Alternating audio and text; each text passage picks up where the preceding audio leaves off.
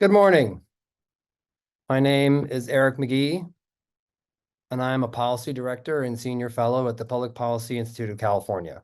Welcome to our virtual program today, featuring the findings from PPIC's latest report, The Political Views of Young Californians. Today's event is supported with funding from the PPIC Corporate Circle and the PPIC Donor Circle. We'd like to thank them for their support.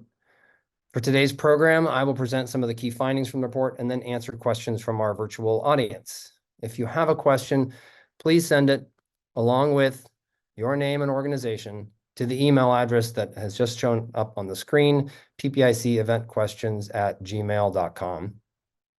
As a reminder, PPIC is a public charity, and we don't take or support positions on any ballot measure or legislation, nor do we support, endorse, or oppose any political parties or candidates for public office. Now that we've got all that out of the way, let's move on to the presentation. So the idea behind this report is to peer a little bit into the future of the state's politics by looking in particular at the younger population in California and how their views may differ from those of older Californians.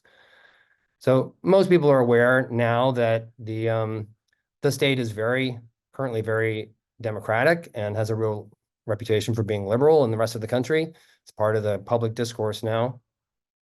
Many, though maybe not quite as many, know that 50 years or so ago in the 20th century, the state was actually very competitive, and if anything, leaned a little bit toward Republicans, especially for president.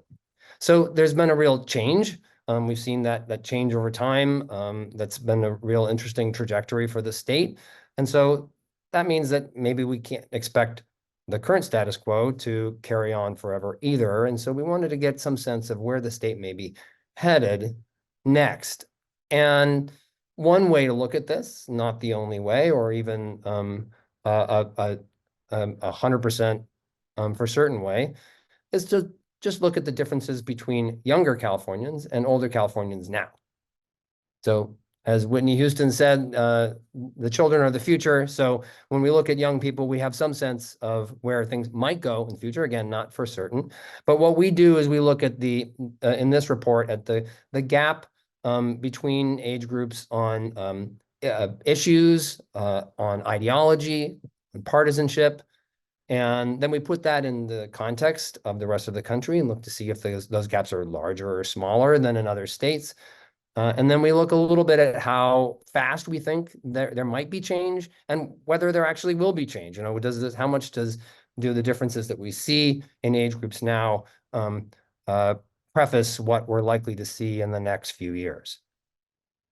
To do this, we look at two main data sources. Primarily, we use our own statewide survey, which has been conducted since the late 1990s, but the years that we use for this report are from 2004 to 2023, a good 19-year time span.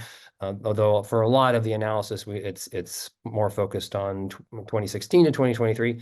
And then for that, putting things in the context of the rest of the country, we turn to the Cooperative Election Study, which is a very rigorous academic public opinion survey, where we have good sample size for both California and the rest of the country, and then we're able to make that broader comparison.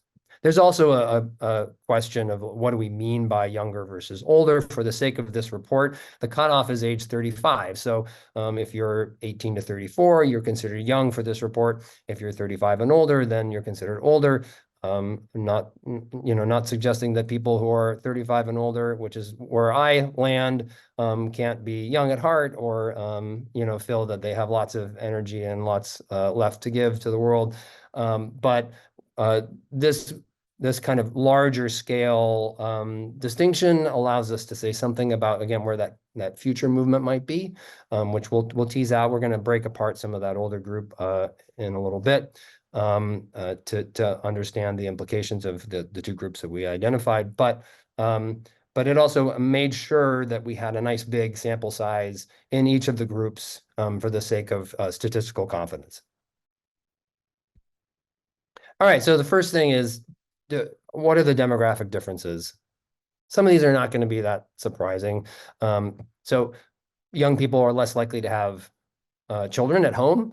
Young people are much less likely to be homeowners, and they are lower income. So all of that makes sense. The citizenship rates are actually pretty similar between the two groups. But a lot of these make sense, but they are also things that we would expect to maybe change as people get older. So the aging process itself may close some of these gaps. Again, I don't want to say that it's going to close all the gaps, especially the homeownership is a big issue right now in California, but it's going to close some of those gaps, right? Some of this is just a stage of life thing. But at the top there, you see that the young people in California are just much less likely to be non-Hispanic white, much more likely to be people of color compared to older Californians. And that's, again, not totally radical news, but it is an important distinction. And it is a distinction that is less likely to change as people get older. Of course, people can change their self-conception of what their race and ethnicity is, but that's certainly less likely to change than something like whether you're a homeowner or what your income level is. So how does this kind of translate, or maybe not, over to policy issues? Well, the basic difference between young people and older people in California is that younger people are much more traditionally liberal around a variety of issues. The biggest gaps that we see are around questions of racial justice and immigration. So on those, the gaps tend to be pretty large, with, again, young people taking the more liberal, traditionally liberal perspective on those issues, although it's not just on those issues. There's also, this is just kind of a sampling of, we have a longer list of questions in the report, but this is a sampling of some of the ones that we looked at. And you can see that, even on something really broad, like how big a government and how active a government you want, there's still a gap there as well, with, again, young people taking the more liberal position. But it's not universal. So young people are and older people are are kind of equally likely to think that their current tax rate is fair or unfair, right? So there are some issues where the gaps are not as large, but generally speaking, young people take a more liberal perspective than older people. Now, I just got done telling you a second ago that young people are much more likely to be people of color. So does that explain this difference? Well, no, not really. Regardless of race and ethnicity, younger Californians are still more liberal than their older counterparts. So young people of color more liberal than older people of color, and young non-Hispanic whites more liberal than older non-Hispanic whites. And in fact, if anything, the age gaps are often larger for white Californians than for people of color. We did actually break this out by individual racial groups in the appendix of the report. And there are some interesting variations. So Black Californians just have generally smaller age gaps overall. Latino Californians have smaller age gaps on immigration, and slightly larger ones on social issues. And Asian Americans actually are fairly comparable to non-Hispanic whites in terms of their age gaps across a variety of topics. Another interesting dimension of this is partisan differences, party polarization, which has become very, very extreme in the last couple decades of American politics. We certainly see party polarization among both, so big differences between Democrats and Republicans, both among young people and older people in California. But the differences are generally smaller for younger people. So here's some examples. Again, we look at more issues than this in the report itself, but on this question of immigration, on the size of government, on environmental regulations, you see that. So you want to look at the length of each of these lines. So the difference between the red dot and the blue dot tells you the difference between Republicans and Democrats. The longer the line, the bigger the difference. And you can see that the lines are consistently shorter for younger people than for older people. So that's kind of it's not universal across all issues, but it is a pretty consistent pattern across a number of them. And the biggest difference is generally that young Republicans take more liberal positions than older Republicans do. Moving out to broader political views. So this is now looking at party identification and ideology. It's the same basic pattern where young people are more liberal than older people and more likely to identify as Democrats. These actually do translate over to vote choice as well, where young people are less likely to choose the Republican candidate. But there's actually no significant gaps around satisfaction with candidates more generally. So this is really about the parties and not necessarily about just sort of candidates and just the political system more broadly construed.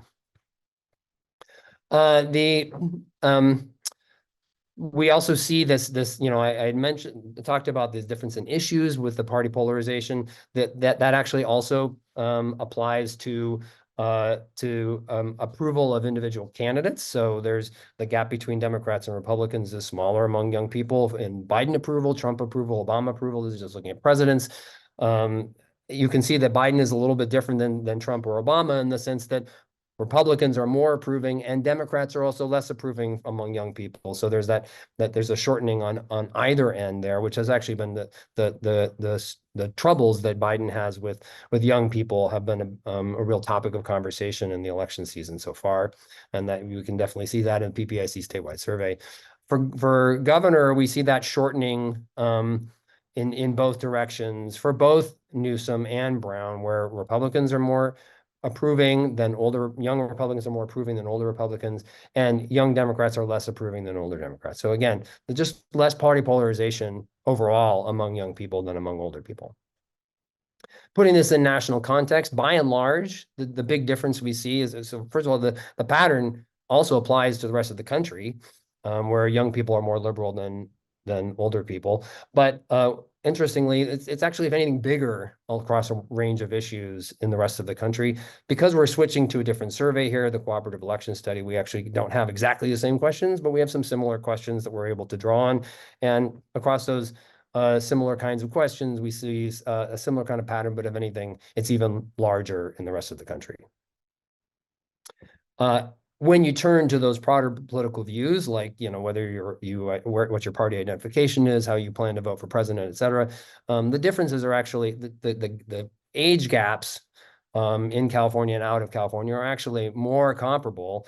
But interestingly, the difference overall is between California and the rest of the country is actually larger. So California is just much more democratic and much more liberal than the rest of the country. And it's true within each age group. So young Californians are more liberal than young Americans in the rest of the country, and older Californians are more liberal than older Californians in the rest of the country. Older people in the rest of the country.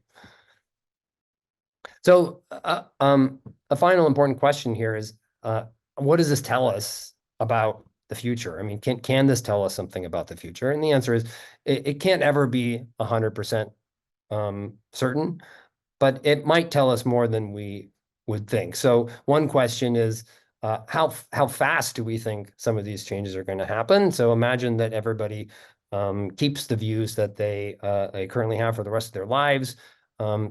We've created these two large categories, 18 to 34 and 35 plus. If people who are older in that 35 plus group are, say, even more conservative, then the contrast with younger people will be more extreme. And we can imagine that just from generational replacement, that the changes to California politics will happen faster. So one thing is, how much distinction is there within that older age group? And then how much change should we even expect? Are these differences in views a function of generations? And so that people will keep these and carry these views throughout the rest of their lives? Or as they get older, will young people become more like older people? Will they just age into a more conservative position in this case that will just collapse that difference in much the way that we talked about, home ownership changing as people get older? So we looked at both of those things. We have enough data to be able to try and tease some of this stuff out. So that taking that second question, how fast question first, our Californians, we broke it into those who are 55 and older, and compared that to those who are 35 to 54. Is there a big distinction there? It turns out not a lot. There is, older, though that 55 plus category is a little bit more conservative than the 35 54, but across most issues, not a lot. The one exception there is race and immigration, where the gaps are actually a bit larger. So we might expect if people keep their views as they grow older, that that generational replacement will happen. The views on those issues will change faster than for some of the others. Then the second question, how much change? Do Californians just become more conservative as they age? The answer is not really, actually. So we have, again, about 20 years of data that we're able to rely on to just follow the same generations over time.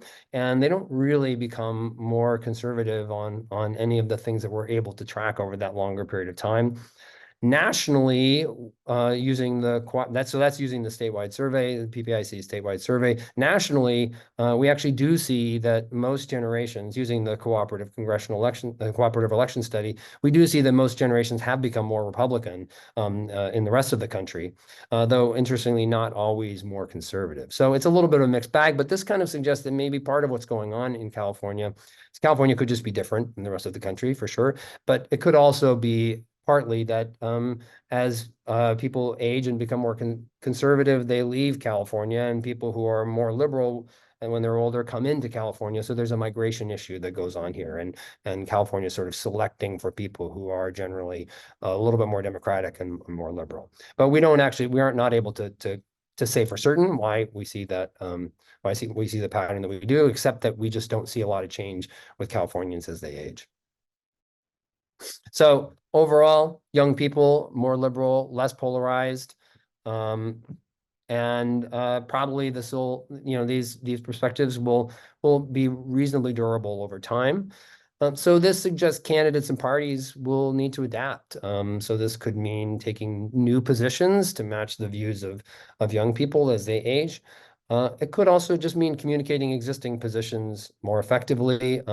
Certainly, it's interesting to see how young Democrats are kind of sour on some of their own party's candidates. Young Republicans, the same, and they also tend to take more liberal views on a lot of policy issues than older Republicans. And yet, Democrats are identifying as young Democrats are identifying as Democrats. Young Republicans are identifying as Republicans. So they still see these party labels as meaning something, but maybe those party labels mean something different to them than they do to older Californians. And there might be value in trying to understand how people view these labels as they carry forward and the parties evolve over time. So that's kind of a one thought for the future. Beyond that, I've been talking about this in terms of the future, but really these differences actually exist now. And so in the interest of trying to make sure that our government represents as many different views out there as possible, we should be trying to encourage young people to turn out to vote so that those different views are represented. One way to do this harkens back to a report that we just released last month that was on California's automatic voter registration system, which is called New Motor Voter. We could expand that system. It currently catches a lot of people at the Department of Motor Vehicles, but we could expand it to more agencies where the unregistered populations may be higher. And would pick up more young people. We could do targeted outreach to those new motor voter registrants when they get on the voter registration file. And there's a system called pre-registration in California where when you're 16 and 17, you can register to vote, and then your registration record doesn't turn on until you turn 18. And so we could mesh that system with civics education to try and make sure that 16 and 17-year-olds are aware, especially if they got registered through the new motor voter system when they went to get their driver's license, that they know that they're registered, remember that they're registered, and that they remember to participate once their 18th birthday comes around. So there are a couple of ideas about how to get more engagement from young people. So that's the extent of the presentation. Again, if you have questions, please email them to ppiceventquestions@gmail.com. And now I'll leave that up there for just a second, but I think I'll turn to next to any questions that we may have that have come in during the course of the presentation.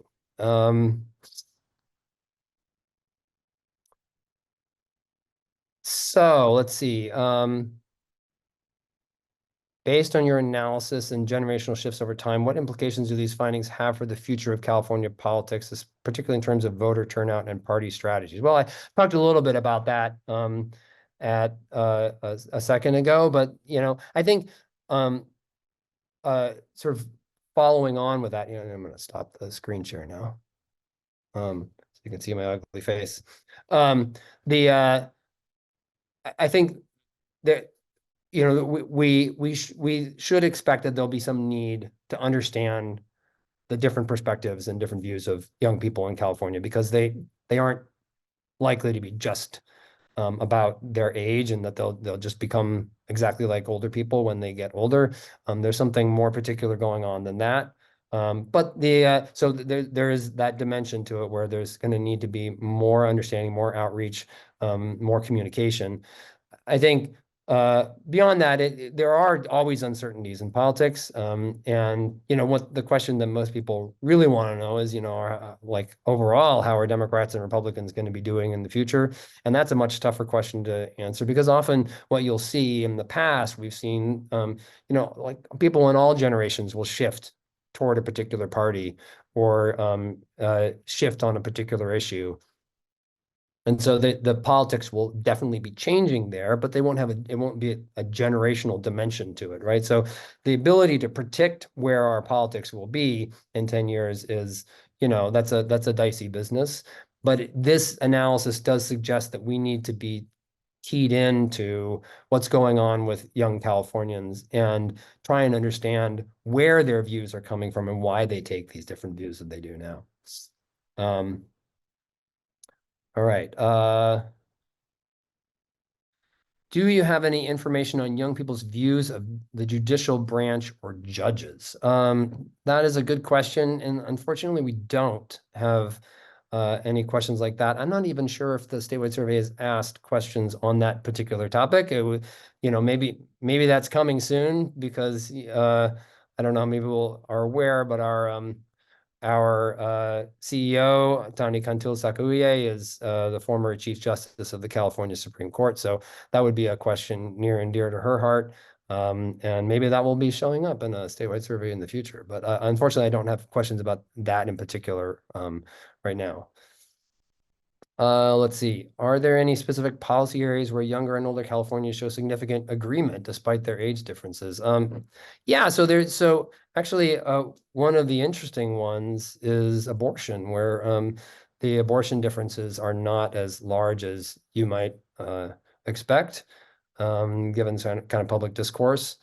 In addition to that, there's actually one where the differences are sort of reversed from what you might expect, where young people are actually less likely to support gun regulation than older Californians, and that's something that is true not just in the PPIC statewide survey, but also in the national data and the cooperative election study data. So there are, and I had put up on the slide earlier that there, some of these issues, like, do you think your taxes are fair? There's not a lot of difference there. So there are definitely questions where there isn't a lot of difference, or where the differences actually run counter to what people might in the public discourse might have expected. How do younger Californians perceive the role of government in addressing societal issues compared to older generations, and how does this influence their policy preferences? Yeah, so I mean, taking a step back a little bit, there is kind of a consistent result here where across a range of issues, younger Californians seem more amenable to government intervention. So it's not just that you ask them the question, do they want a bigger government that provides more services, or a smaller government that has lower taxes and fewer services? And they tend to side a little bit more than older Californians on the bigger government side of things. But this kind of ports over to things like housing policy. They tend to support the state getting involved in housing policy a little bit more. They tend to support more environmental regulation, and those are all consistent with being a little bit more government friendly than younger Californians are. And so that you can see this kind of pattern that infuses a lot of the different questions and kind of makes for a consistent rubric for thinking about a lot of these differences. Did you look at the age differences by more detailed racial and ethnic groups like Latinos and African Americans? Yeah, as I said, that actually did come up in one of the slides, and we did break it out. It's not in the main body of the report, but it's in the appendix, partly because it was just a lot to put into some of our figures. And because, sometimes the number of cases that we have for some of these groups on some of these questions is not very large, and so we have less confidence in the results. But generally speaking, you do see the age differences being a lot smaller for Black Californians, and Latinos regardless of age, tend to be more in agreement on immigration issues, and then Asian Americans and non-Hispanic whites tend to have similar age gaps across a lot of different issues. How are younger voters getting their election information? That is a good question. And actually, I haven't seen anything recent on that. If it's anything like my kids, it's probably TikTok and YouTube. But I actually don't know the answer to that, and that is a good question. We may have it's possible that the statewide survey has asked some questions on that, but it's actually a very, very good question, because it's got there is a lot of evidence going back that there are differences in the media environment, whether you're talking about young people versus older people, and I think in particular social media is a much more popular option, and things like TikTok are much more popular than for older people who tend to gravitate more to things like well, Twitter is also social media, and Facebook is also social media, but they tend to rely more on things like television that now have at the time that television was the new thing, and now it's kind of more something for older people.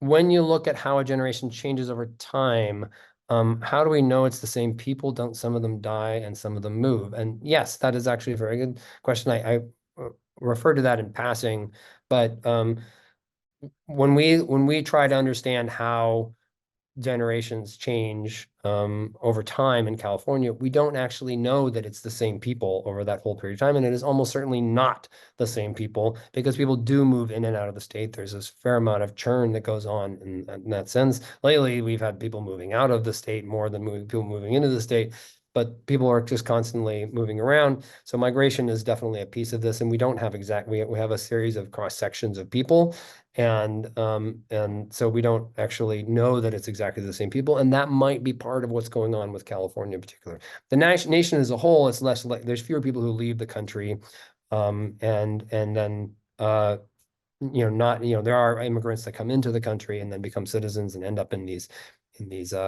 samples, but by and large, the amount of migration that happens at national level is going to be smaller as compared to California, where there's a lot of people moving from California to other states and vice versa.